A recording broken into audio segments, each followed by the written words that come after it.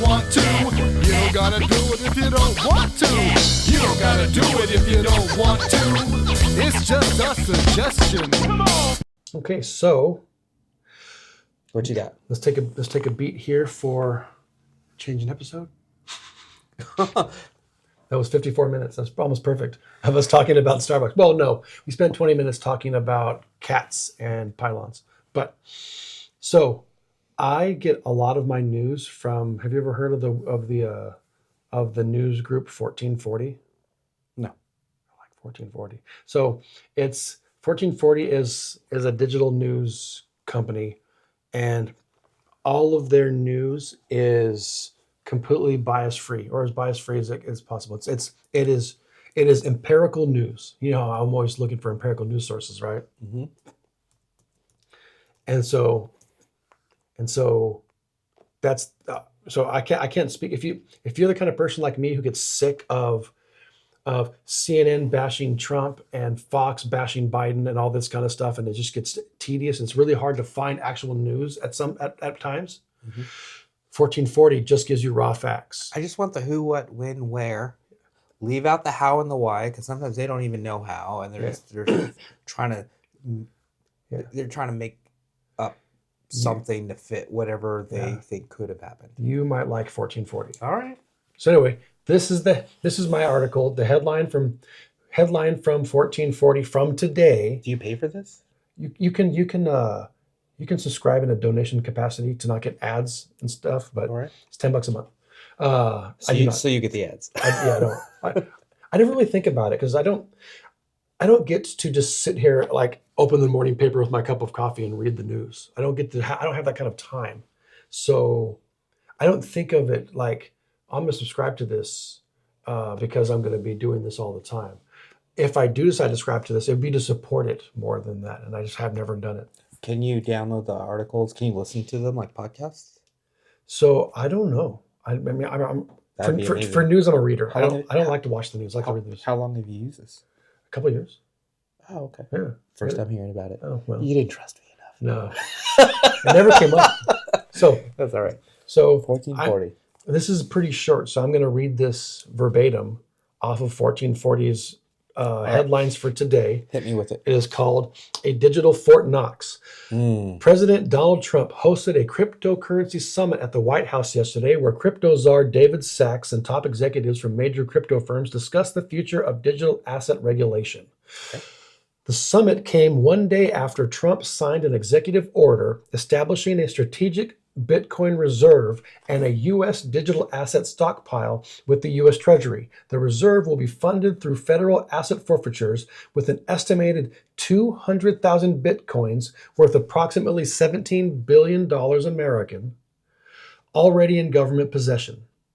The order mandates a full audit of government-owned digital assets and will hold the assets as a long-term store of value similar to other national stockpiles. The Trump administration has said it aims for the U.S. to be the crypto capital of the world and has halted legal actions against several crypto firms. So I read this, and the first thing that I thought was, wait, the U.S. government has $17 billion in Bitcoin? Is that nuts? That is kind of wild. Right? What are they doing with it? They're sitting on it. They are making sure that little people can't become overnight billionaires by being the only ones in the cryptocurrency market. If I'm being asked. And this way predates Trump because the way that this it just didn't happen on January 20th, and we just let's just spend $17 billion and buy Bitcoin. No, so what the hell? What do you think this means for the future of digital currency? I think it's going to bring more attention to it. I think more people are going to start asking some questions about it. I think there's not enough known about cryptocurrency, digital currencies. I know one of the staff members in my class was asking about it, but she only asked me about it to open the conversation, and then she didn't allow me to answer. She kept telling me about it. And she was all kinds of wrong as far as what digital currency is and what cryptocurrency is. She didn't know what she was talking about.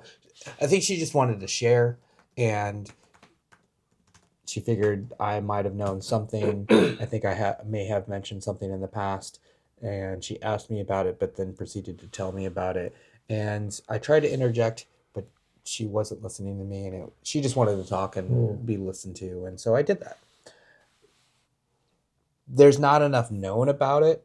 I think the most people know, or the things that trend the most, are all of the altcoins and all the meme coins that come out, and people that are just pumping and dumping stuff, and there's quite a bit of risk involved. I have personally lost money playing that game, and I don't recommend it, but I chose my words carefully. I was playing a game. Yeah. It was a game. Yeah.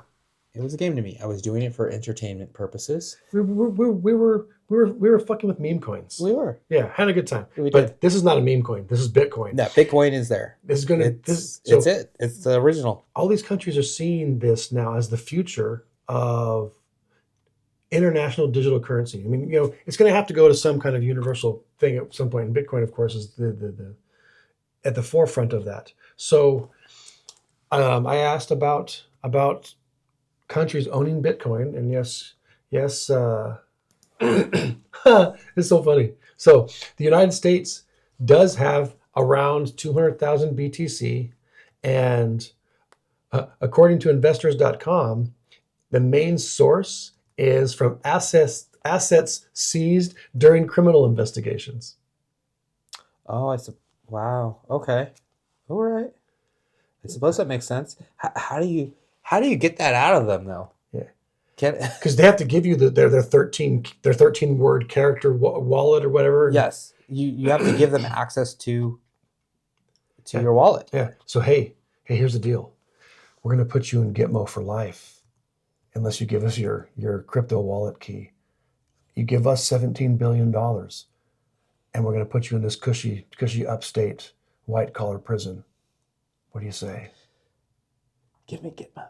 Yeah. You're never getting out. Anyway, so China. Hope they have other people on the outside that can use it. China, according to Wikipedia, has approximately 194,000 BTC, and their main source was seized from the 2019 Plustoken scam.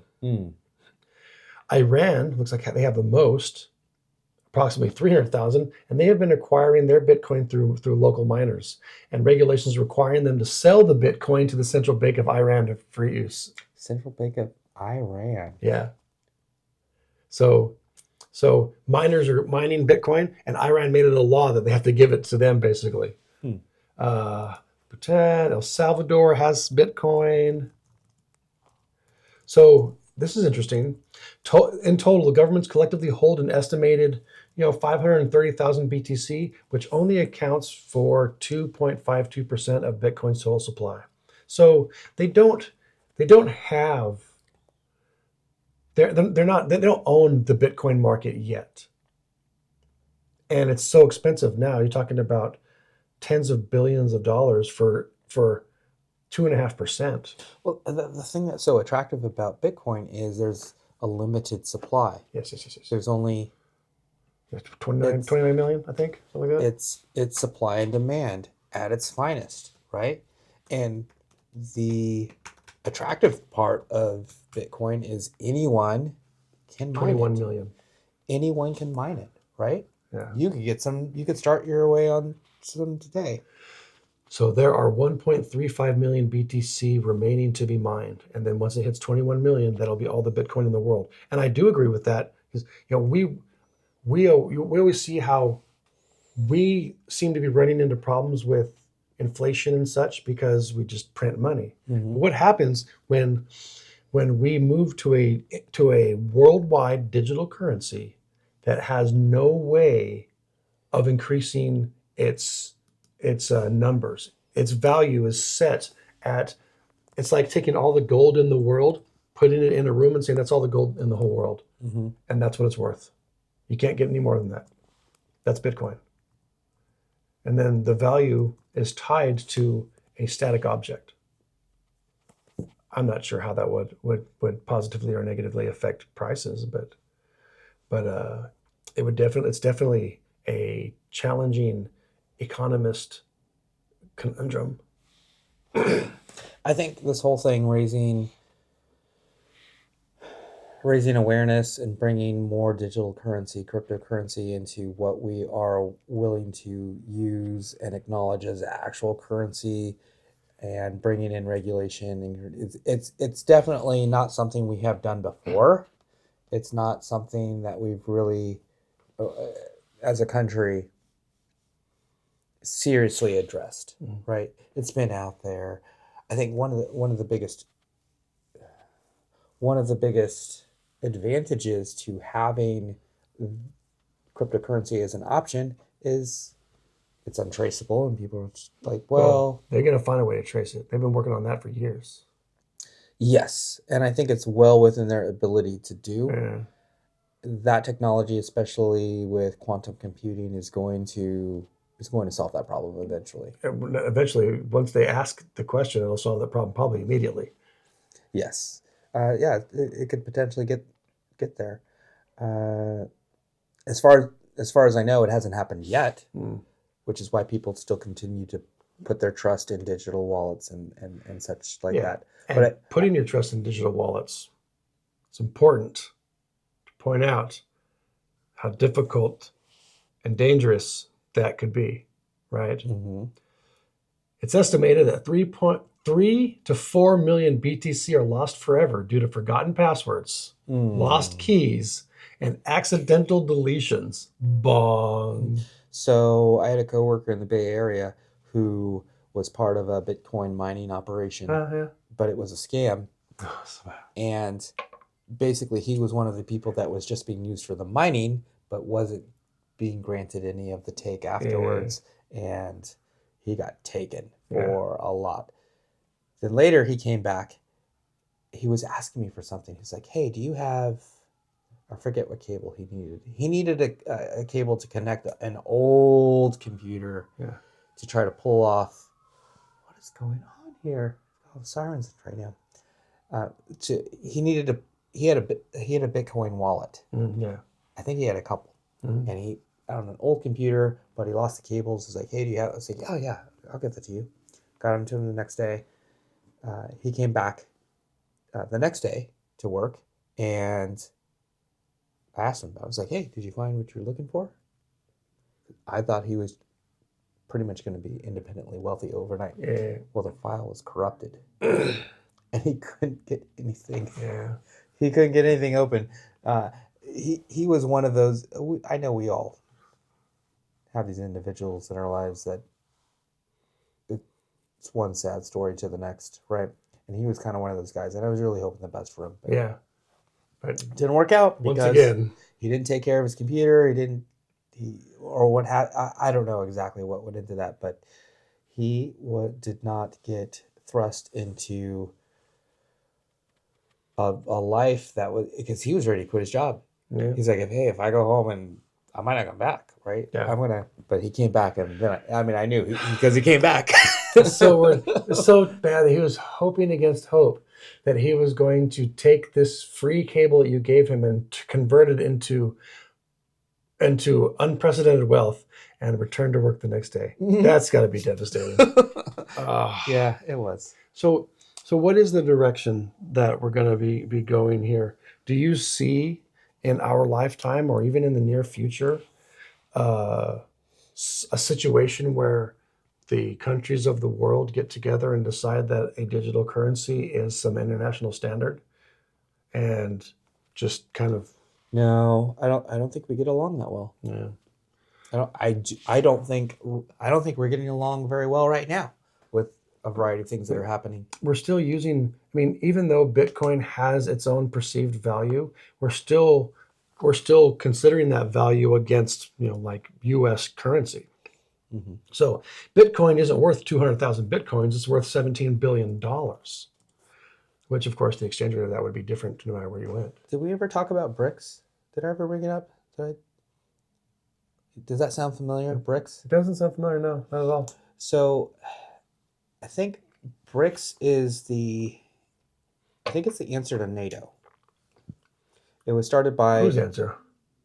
Brazil, Russia, India, China, and South Africa Oh, started it. All the countries that aren't allowed in NATO or what? I think so. Yeah, true.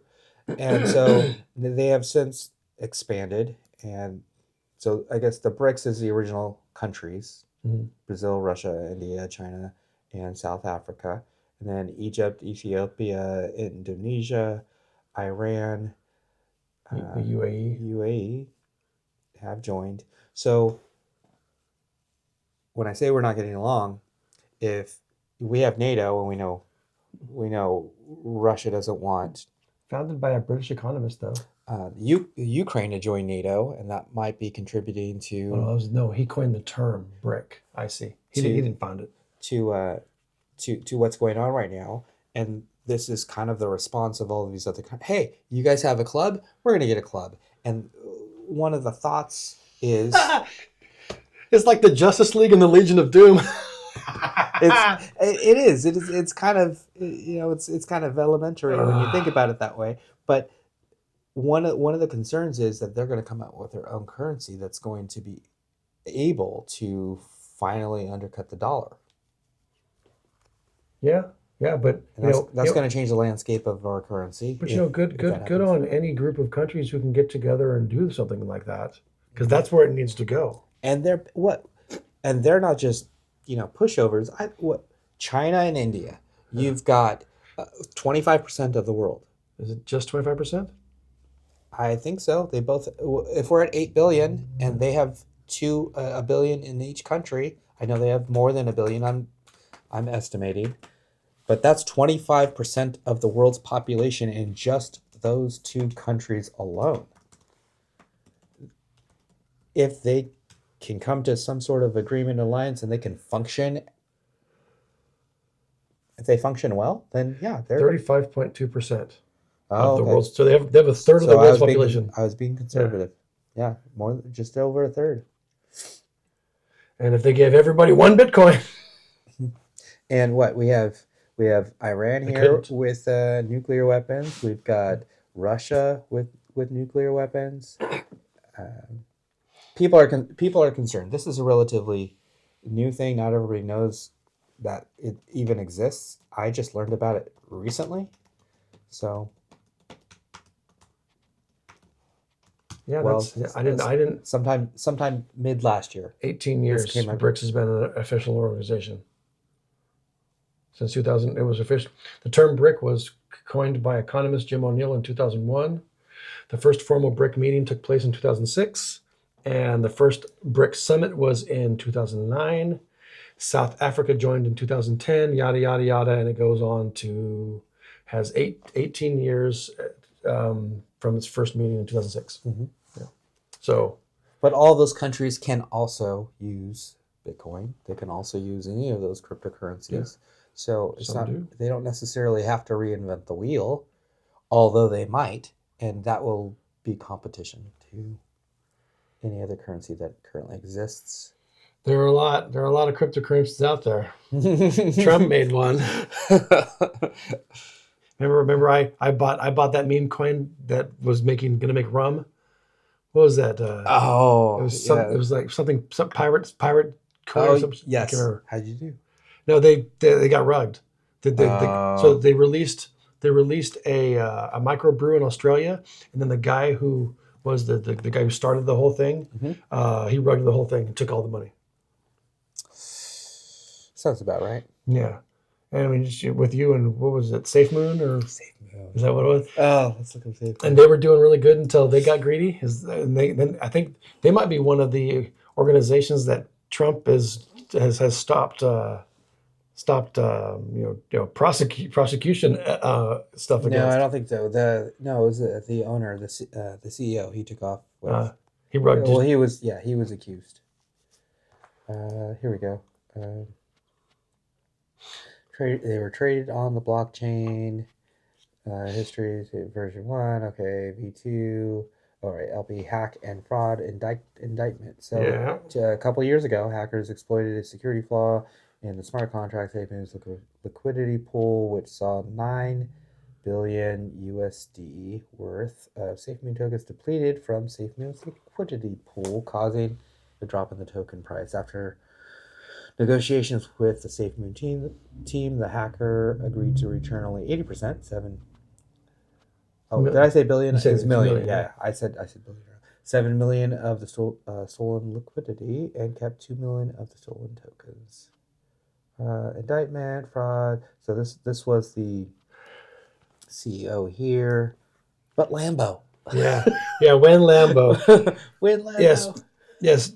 So I have friends who still do a lot of crypto. And if you ask them what you should be doing with crypto, they just say buy Bitcoin. And that's probably the safest bet. This is not financial advice, but if you get into the meme season, the meme coin season, and it's fun. It's kind of exciting. It's kind of crazy. Mm-hmm. I mean, you spend $40 and you get a trillion of something. Mm-hmm. You know? Yes, if it goes to $1, Yeah, only if. Yeah. Oh, so you'd have more money than the United States government. Yeah, but think about it. Everyone knows about the whole Dogecoin thing, and Elon Musk is totally trolling the crypto meme landscape by naming his Department of Government Efficiency Doge. That's but He is. but there are just thousands of these coins that are just ran off of the Ethereum blockchain all the time, and you only heard about the one. So that gives you an indication of their success rate. So I don't know if you're familiar with this guy. You probably are. CoffeeZilla, this channel on YouTube. If you want to know if something is potentially a scam, as far as cryptocurrency is concerned, or I mean, he does other things. Basically, if it's a scam, he's gonna know about it. His radar gets up there a little bit sooner than most, and he's seen so many of it. If he's telling you it's bad, and I was listening, I watched him telling me SafeMoon's terrible. Mm-hmm. Yeah, I was like, you know what? Let's find out. And now you've got trust issues, but you trust this guy. I trust this guy. Yeah. So I don't want to get into cryptocurrency because I don't want. But it's more like, why is Trump doing this now? Yeah. Why? How are we going to benefit? Yeah. It sounds kind of like he's almost taking credit for it because like you pointed out, there's no way that he did this. He just said, "Hey, we've got this. I did it." You know, I think he's just taking credit for it. But yeah, all of these countries are, you know, they're forcing their citizens to give them Bitcoin. They're seizing assets through illegal activities. They're doing these different things, and they're not just deleting the Bitcoin; they're keeping it. Mm-hmm. I think that in the next few years, we're going to see, and maybe Trump kicks this off. We're going to see this arms race of cryptocurrency where we're going to have these countries putting money into Bitcoin. I mean, think of it as an investment strategy. This 200,000 Bitcoins worth $17 billion today. But if Bitcoin continues to like it does, mm-hmm. How long before 200,000 Bitcoins could pay off the national debt? Sure. So, I mean, I just received an email a few months ago from this guy who had 100 kilos of gold, and he just needed some Bitcoin. Mm-hmm. And he would ship it right over to my house. 100 kilos of gold. Gold bullion. Gold bars right to my house. So this is interesting. You don't want Target gift cards? Yeah. So the Bitcoin Act proposes that the U.S. Treasury acquire up to 1 million Bitcoin over 5 years and hold it in a strategic Bitcoin reserve for at least 20 years as a store of value to strengthen the nation's balance sheet. And then, you know, interesting that then there's some stuff because we're spending too much already. Yeah. So hypothetically, by 2049, if the United States owned 1 million Bitcoin, it would be worth $21 trillion. I don't know why they chose 2049. Maybe somebody likes the Blade Runner sequel. No, I think they chose that because that's the year that we would pay off our current national debt, right? Yeah. Well, Because what's our national debt right now? $36 trillion. Oh, okay. And at a compound annual rate of 5% in 2049, it'll be worth $116 trillion. So if we continue on the same path that we're on now, owning a million Bitcoin is going to barely make a dent in our national debt in 2049. Yeah, we'd have to do more than that. And in the theoretical example that is on this website that the 1440 link took me to. Mm-hmm. So who can say?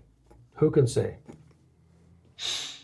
Well, that was my Bitcoin article. Money. Yeah, I thought that would be kind of fun. Yeah, but I like it. I know whatever people think about the current president and the current administration, they are definitely doing things people are unaccustomed to. They're not just outside the box. I think they threw the box away. I don't think a box exists anymore. Yeah. They're just making stuff up as they go along, and sometimes, and I'm not making a statement that's for or against this current administration, but sometimes, and I know this just from my own personal experience, especially at work, doing something you haven't done before provides more benefit. Taking a road that is less traveled or blazing your own trail can have a result that is optimal. And I think it gives people perspective. They start thinking about things in ways they haven't thought before. They start using parts of their brain they haven't used recently to attack a certain problem. So sometimes bringing a possible solution to the table, even if it's wrong, even if it's really wrong, will cause people to think. It's just causing people to actually think about what their position is and what their stance is on something and what is best and what is far from it, right?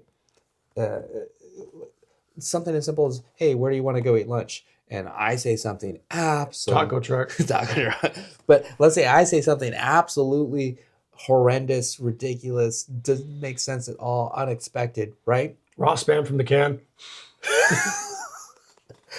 You'd have to think about something in a certain way, right? Yeah. You'd have to think, you couldn't just go through the motions. You couldn't phone it in. You'd have to actually... Did you refresh my glass?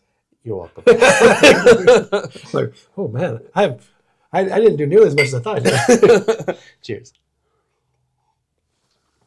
Right? I had a student come up to me yesterday, and he was encouraged by the person working with him to engage. Mm-hmm. And here, go talk to an adult. Okay, came talk to me.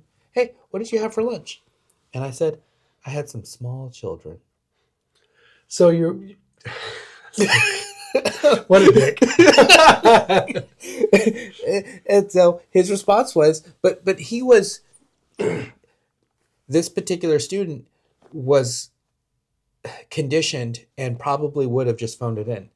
What did you have for lunch? It's a safe question, right? Oh, yeah. Oh, that sounds nice. Yeah. Oh, I bet that was good. He already had some sort of prepared responses. Ready for retail. Correct. And he had to stop and actually think about it.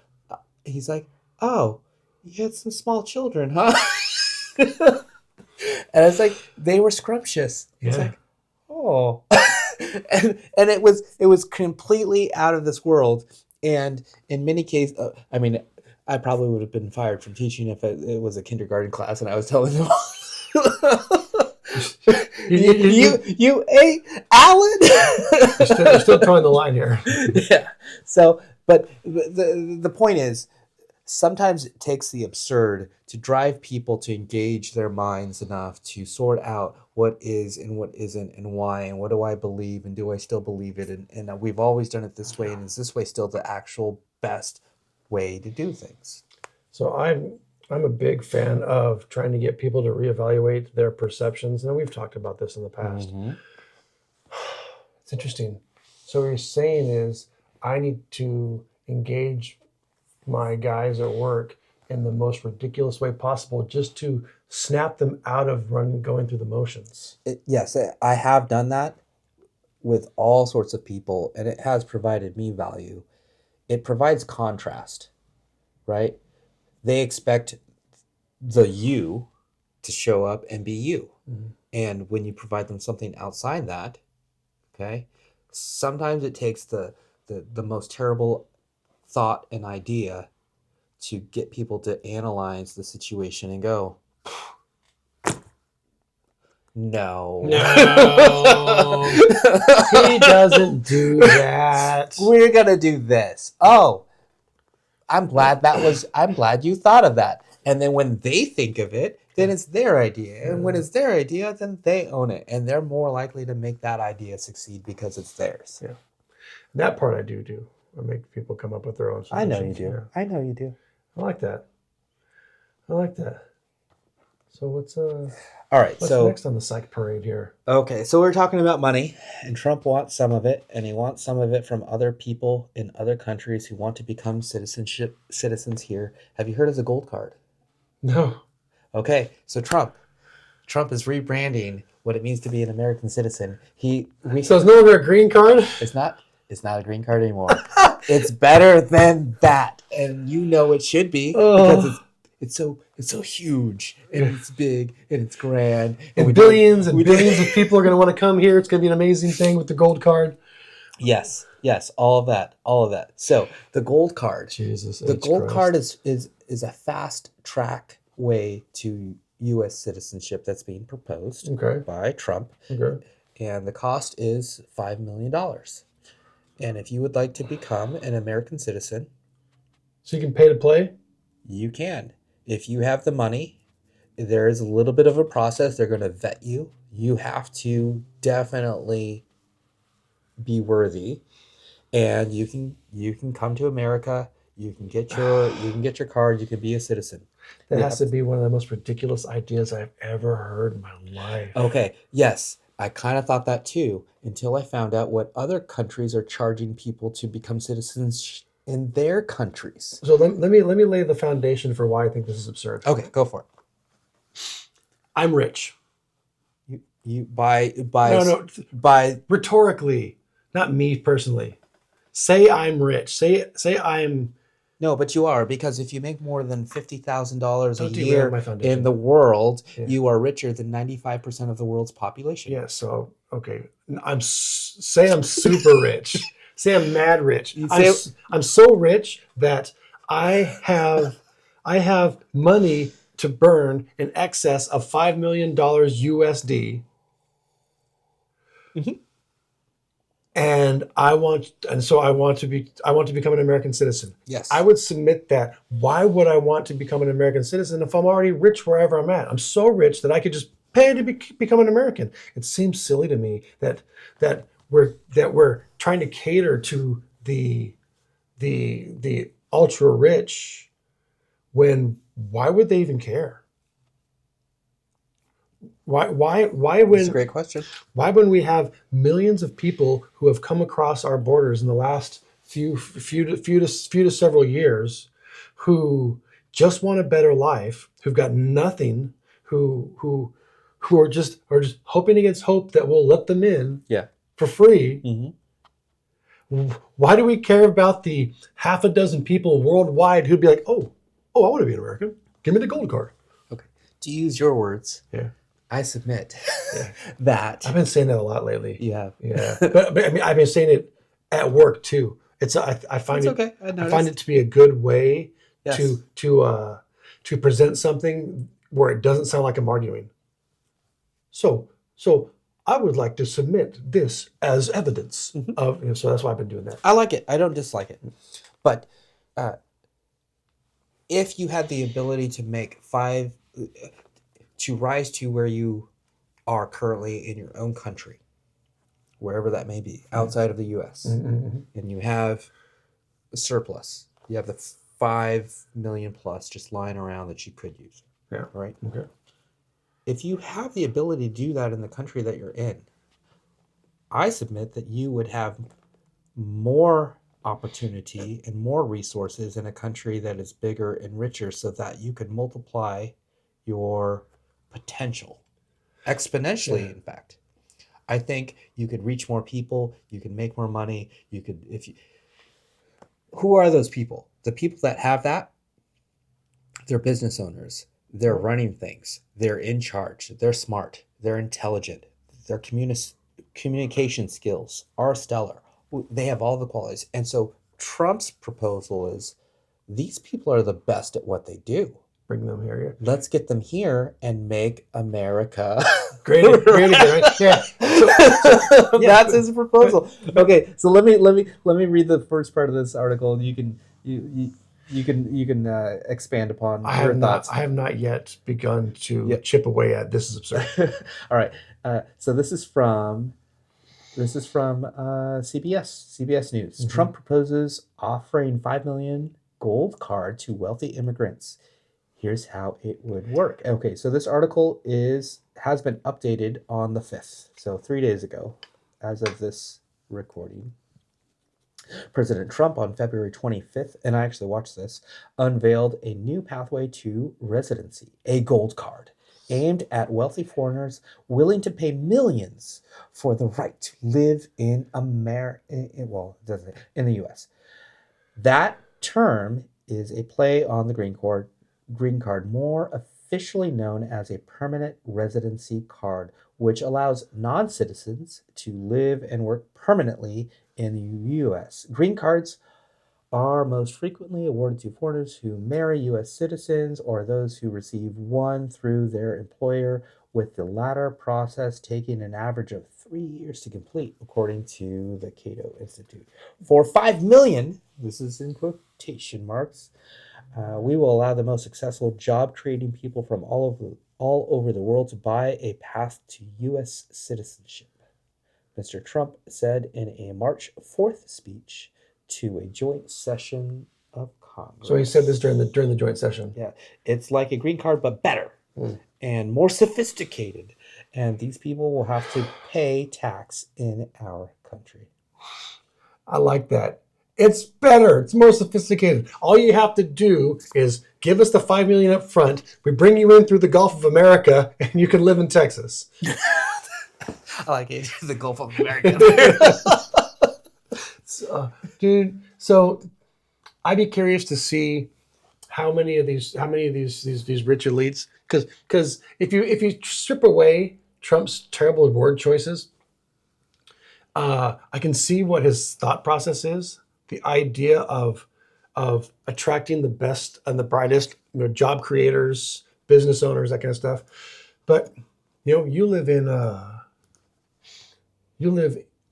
over here in the Ukraine or in Omar or something like that, or Iraq, and you want to come over and you got the money, and you're like, well, I'm going to make more money. I'm going to make so much more money coming over to the U.S. because over here in Kuwait, I've got this widget that's made me a multimillionaire. Mm-hmm. It seems like a risky business prospect to just uproot your whole thing in the hopes that you're going to make even more money in the United States. Mm-hmm. So I would be curious to hear from the people who are considering this and what their research and thought process is on the possibility of doing that. So here's some countries that charge for their fast track programs. Austria, $3 million to $10 million. Processing time 1 to 3 years. Malta, 750, basically $750,000 euros. What's that in US dollars? Even more, right? Yeah, 840. It is. Cyprus. I don't think I could identify Cyprus on a map. No, I couldn't tell you where it's at. Turkey, $400,000 in real estate. Basically, many of these countries on the list. Okay, so here's the first one. You gotta buy land. So it's real estate or a donation. You have to make a generous donation. If you donate enough, here's a real estate donation fee for Grenada, Jordan. Look at this for Jordan. So you buy land and you give it to the government. Or no, I think they want you to buy and own the land. Yeah. Okay, that makes more sense. Yeah. Because now you're that's your land, and there's a certain amount of upkeep. I remember when what was it? Italy was selling villas for $1. Remember that? Mm-mm. I almost bought one. Why didn't you? Because you'd have to know that it would be for a spender like yourself, it'd be the gift that keeps on giving. I know. But the villas were run down and dilapidated, and you had to bring them back up to spec, and you had to live there for so many months out of the year, and you had to do. There were so many other provisions that it made it untenable at that point. So, yeah, there's all of these other countries already doing what we're doing, and they're currently charging more than we are currently charging, and Trump is like, why are we just giving them a free deal? That's his idea. He's like, hey, you have a smaller country asking more from us. If we want to go over there, they're charging our citizens more. So, okay, we need to reassess. That makes no sense. Now we're saying we're treating American citizenship like a product. Like, well, this is America. Yes. Jordan's charging $750,000. We should charge $5 million because we're better. Okay, so all right, take that $5 million. Mm-hmm. Do you think there's 200,000 people across the globe that are able to pay that? No, you don't. No, I don't. I think they are. Yeah. 8 out of 8 billion people. There's not 200,000 people with $5 million that want to live in America. So there might be that many people. But that many people who also want to live in America, that's where you lose me. So, okay. So what if the provision was you don't necessarily have to live here, but you can have the citizenship? That would be attractive. If you're a business owner who has dual citizenship, or I don't know if there's a word or a term for having multiple citizenships across the country, right? You're a citizen of Canada, United States, Australia, whatever. Put whatever country you want. Fill in the blank. So as of 2024, there are approximately 3.5 million individuals worldwide that have a net worth in excess of $5 million. It represents 0.045% of the population, which is roughly 1 in every 2,300 people. We're not doing good enough, bro. If one in 2,300 people have over $5 million, what the fuck are we doing? I'm gonna move to Jordan with our. It's affordable. Yeah. Oh my. Yeah. So I'm not against. Think of what if America was a store? What are we offering? See, that's just it. If America was a store, I am having a hard time thinking of the United States as a product. I mean, why? Because I don't know. I just don't. I see, logically, I see the benefits from Trump's perspective. Bring the smart people here; they'll do smart stuff for us. But telling people, hey, you can come here if you have the money. People are already coming here because they want to get something that their own country doesn't have, right? We are a market. Their market lacks what they are desiring. Within America, there are goods and services that are coveted. Yeah. But America is not the good or service. No. You and I both know that, yes, and I agree with you. America is this bigger, greater thing. It's an idea. It's an experiment. This whole idea of, from its foundation and its history and to where it is now, we admire and love our country. We're patriots. Yeah. So from that perspective, I can get how someone, or right now yourself, is struggling to consider our country through that lens, where we have things that we can offer others, and maybe the use of the term a store is maybe too blunt or not sophisticated enough, but that is what is happening. People are coming over here and they're gaining something else. There's something that they don't have that now they are seeking out. And if we didn't have the best option for them or the best opportunity for them, they wouldn't come here. I love how so from ChatGPT, while this program targets high net worth individuals, it's important to note that not all of these 3.5 million individuals are interested in participating. This is true. So here's my thought on this. Okay, here's my plan. You gotta give us the $5 million, but also you have to have a plan for how you have to present a business model and a plan for how you will help America do better, be better. And that's a part of their process too. Yes. It's not just, hey, but 5 million, gold card, go live your life. No, the part of the stringent and strict processing, vetting protocols that they have, proving your worth. do just that, right? So I have another. What's your intent? What is your purpose and intent while you're here? Yeah, you're good for the money. You've got that. You threw it away. Great, we'll take it. And now you have to actually do something for an extended period of time to make sure that you are still going to provide value. I have another stipulation. Now the government needs to figure out. So this person over here, this $5 million gold card candidate, needs to, so like I said, submit their business plan, and I would say they have to include projections for how they're going to help people, employment rates, levels like that, full business model, right?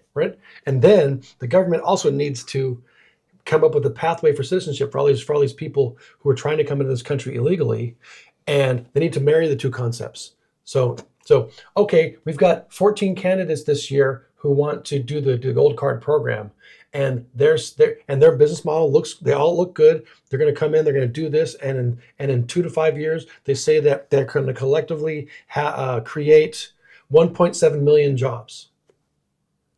Now we have something for the people who want to come here but have nothing. Mm-hmm. That's what I want to see. And I think the option, I don't know, I haven't read everything. This is not a reality yet. This is an idea. It hasn't it's happened. An idea, all right. There's objections, but we're having intelligent discussion just about this outlandish idea. Yep. And I think if that alone causes people that are actually making the decisions and running this nation to think thoughtfully about this notion and about what's wrong with immigration in our land currently, then yes, it should be. But okay, so you've got the 5 million, right? You're good for it. You've got this stellar business. You're coming over here. You're winning, and I think the option is also open to, I want to bring my cousin. I'll pay for them. I'm going to pay for my wife. I'm going to pay for my 3 kids. So now it's starting to multiply from there. And if they are also, like you, a winner who has the potential to do well, and if you're already providing so many jobs with your current company and you're not even at full capacity, you have potential to scale up and grow, and your heirs are going to also expand and grow, and then we can still bring more people in to fill this need because we've created more. That's a great idea. All I'm seeing is the anti-Trump perspective is that, he's just trying to bring his rich buddies in. That's all you're going to hear. How many rich buddies do we think he has? All of them. So if you're rich, you love Trump. Well, that's the liberal talking point. That's they want the belief in that perspective. Right? I don't know. They look at all the rich people. They're all getting together. They're trying to destroy the middle class. That's always the argument, and it goes both ways. Because when Biden was president, it was the conservatives that were like, look, the rich elite. They're trying to destroy the middle class, and it goes back to my argument that they're the same person. They're fooling you into believing that they're fundamentally different, and they're just really not. No. I understand that now. Didn't always. I was like, what? That's outrageous. It's like, wait a second. And then the next, you got midterms and next administration. It's like, they just said that over there last time, or they just did that, and you were upset when they did that, but now you're doing that, and then it's powers shift, the pendulum swings back, the talking points get tossed back to the other party, and it's like, okay, you guys are all in this together, and we're just sitting out here going, No. I don't know, but anyway, I thought that would be quite an outrageous way. So here's what they're saying. If you have, let's get a calculator here. 5,200,000, use the number as 200,000. That's 1 with 12, 1. That's what? 12 zeros. Help me out here. Is that a trillion? That's a million. That's a billion. $1 trillion, yes. Right? 12 zeros, 1 trillion. A billion is 9 zeros. Yeah, 1 trillion. And if you get 200,000 a year. 200,000 what? 200,000 people that come here a year. Over the next so many years. I'm backing it up.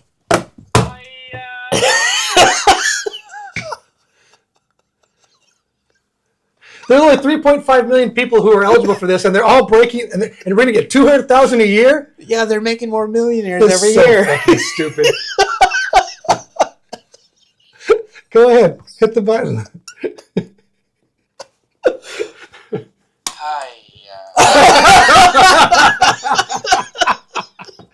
Okay. That has to be the dumbest. Those projections are just the wackiest science fiction. My. You know what's dumb? Before we started this whole thing, I talked about a sound little panel here with Bud's program. So I've had this under He said nonsense. I've had this under my chair for weeks. I've been waiting for the perfect moment. Oh, tears of that. You're ridiculous. Not as ridiculous as this 200,000 people a year. Well, yes, I think their estimate is unattainable, but all they were doing was saying, "Hey, if that were to I can say a lot of ifs. In 30 years, there's no national debt. Yeah. If it's just that, even if we don't even change anything, well, we're going to have to cut because we're spending too much. But if we didn't change anything after that, in a generation, there's no national debt." Okay, hold on. Okay, 30 times 200,000 is 6 million. So we are going to double the number of 5 millionaires in the next 30 years and bring them all to the United States at a rate of 200,000 a year. Yes.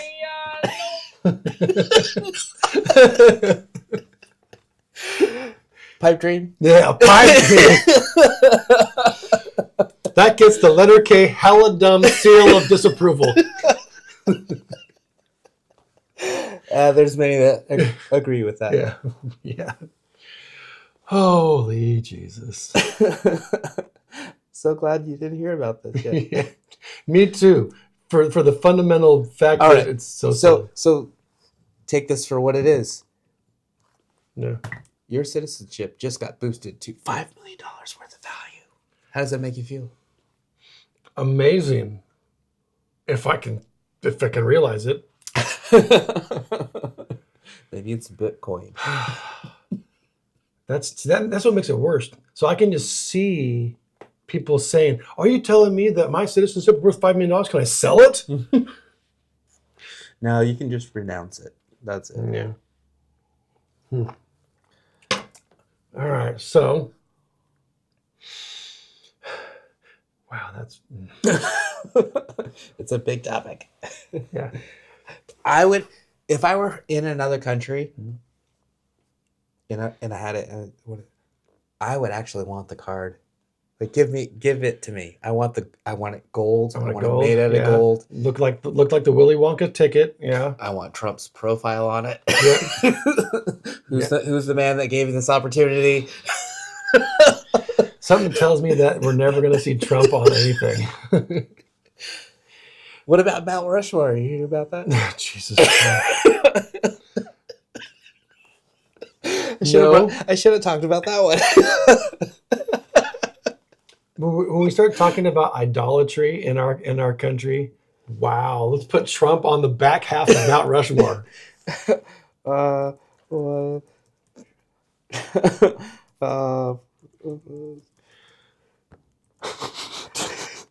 Mount Trumpmore.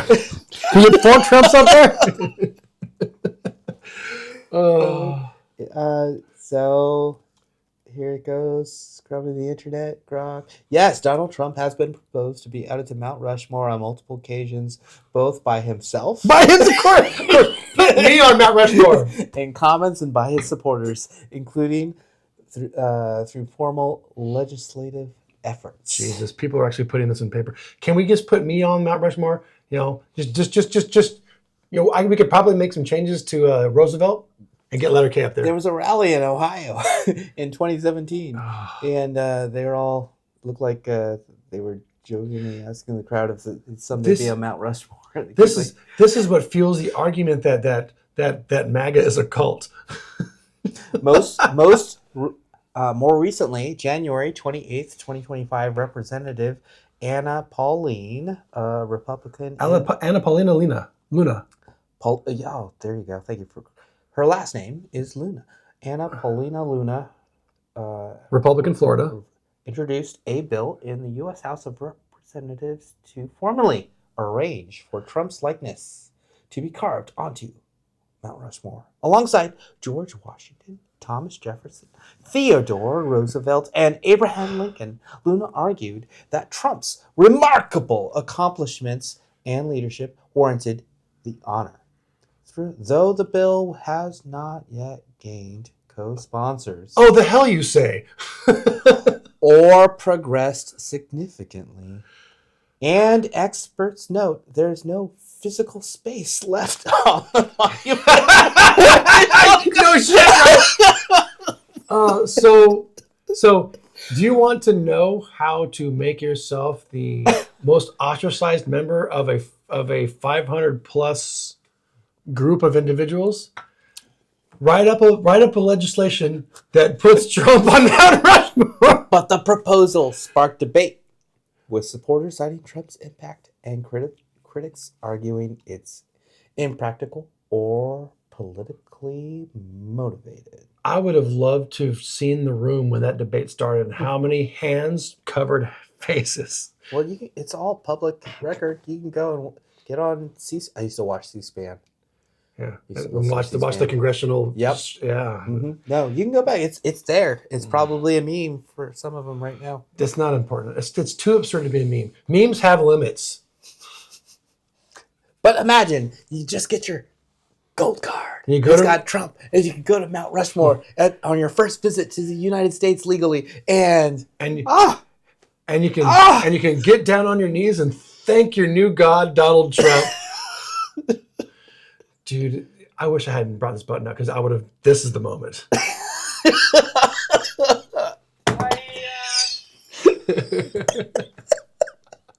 Thank you, Uncle Roger, for selling me this overpriced but hilarious button. I'm sorry, Uncle Roger. I missed you last time you were in Pleasanton. Oh, yeah, at the Costco. Yeah. If you're ever visiting the Bob Hope Theater, the Fox Theater, but they call it the Bob Hope in Stockton, California, can you please let us know? We'll go see that. It's on Instagram. I mean, he's on Instagram, and we'll know. Yeah, let's find out. So bad.